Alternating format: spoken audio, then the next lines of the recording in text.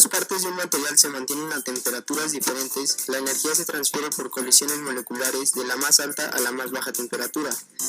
Este es favorecido por el movimiento de electrones libres en el interior de la regulados térmica o eléctricamente. La razón del flujo es la cantidad de calor que se transmite en determinado tiempo. También es llamada corriente de calor. K representa la constante de conductividad térmica y este depende del material. Si el valor es grande, son buenos conductores y si es pequeña, son aislantes. Sus unidades son watts sobre metros por grados Kelvin. La ley fundamental de la conducción térmica es una generalización de resultados experimentales relacionados con el flujo de calor a través de un material en forma de placa. El gradiente de temperatura es la diferencia de temperatura por unidad de longitud, como se muestra en la siguiente ecuación.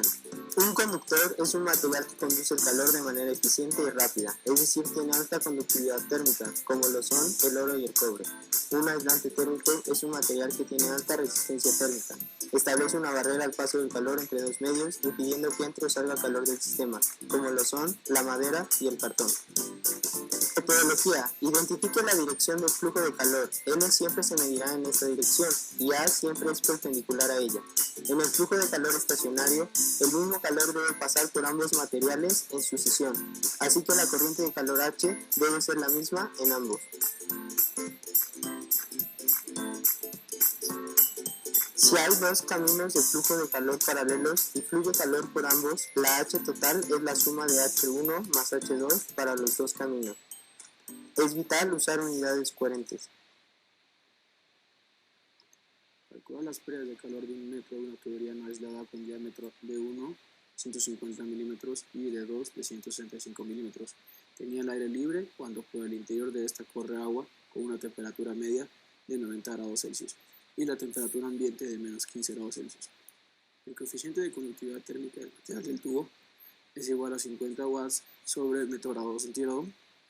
El coeficiente de transferencia de calor para el agua y el tubo es de 1000 watts metro cuadrado centígrado y el ambiente es 12 watts sobre metro cuadrado grado centígrado.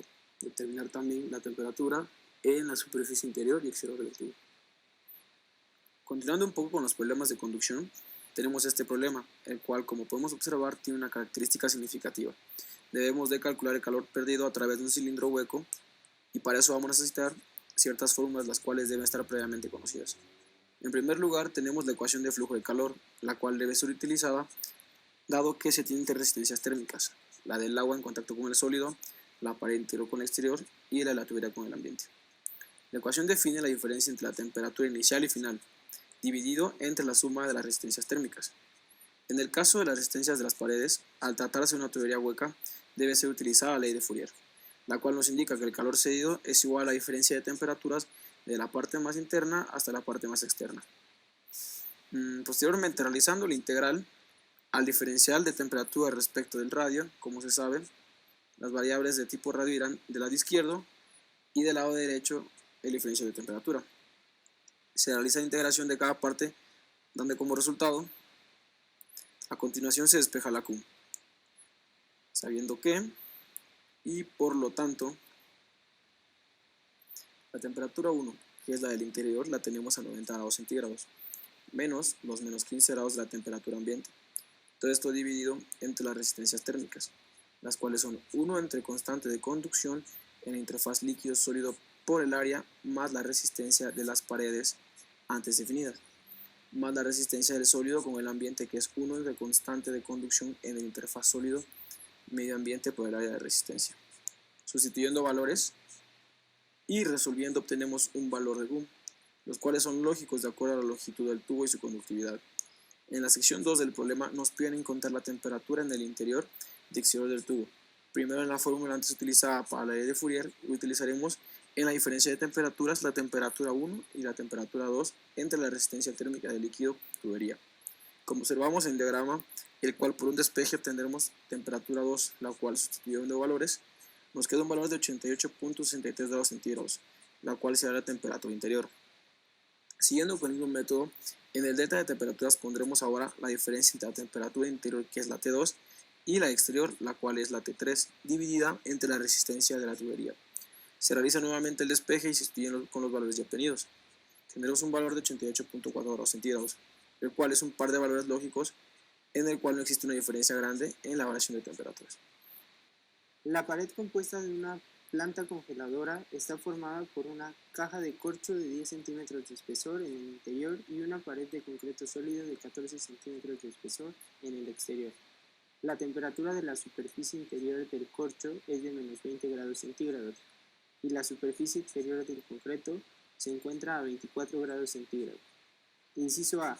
Determinar la temperatura de la interfaz o zona de contacto entre el corcho y el concreto.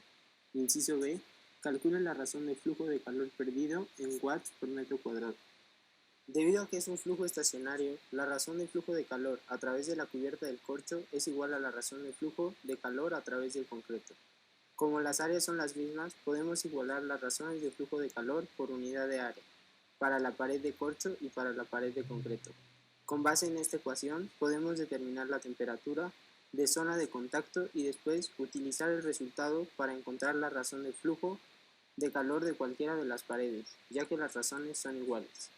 Posteriormente sustituimos los datos y resolvemos despejando TI de la ecuación. Finalmente obtendremos el resultado, el cual es 21.12 grados centígrados. Para la segunda pregunta se debe calcular la razón de flujo de calor perdido por unidad de área por unidad de tiempo. Primeramente trabajaremos con el concreto. Sustituimos el valor de TI que obtuvimos anteriormente. La razón de flujo de calor perdido del concreto es 16.5 watts sobre metro cuadrado.